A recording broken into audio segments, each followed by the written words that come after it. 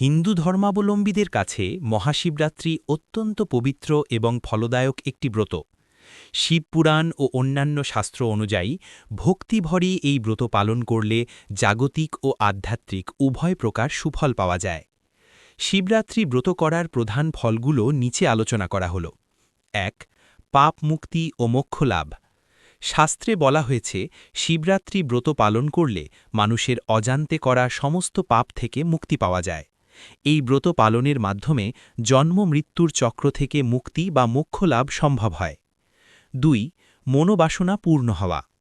মনে করা হয় নিষ্ঠার সাথে শিবের মাথায় জল ও বেলপাতা অর্পণ করলে ভগবান শিব সন্তুষ্ট হন এবং ভক্তের সমস্ত ন্যায্য মনোবাসনা পূরণ করেন। ৩. বিবাহিত ও অবিবাহিতদের জন্য ফল। অবিবাহিতদের জন্য যোগ্য জীবনসঙ্গী বা জীবনসঙ্গিনী লাভের আশায় অনেকে এই ব্রত করেন। বিশেষ করে কুমারী মেয়েরা ভগবান শিবের মতো গুণসম্পন্ন স্বামী পাওয়ার কামনায় এই উপবাস রাখেন।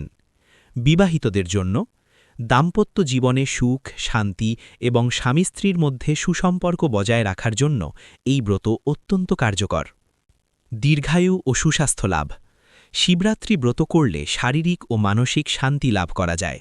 এটি অকাল মৃত্যু ভয় দূর করে এবং পরিবারের সদস্যদের সুস্বাস্থ্য ও দীর্ঘায়ু প্রদান করে বলে ভক্তরা বিশ্বাস করেন। ৫.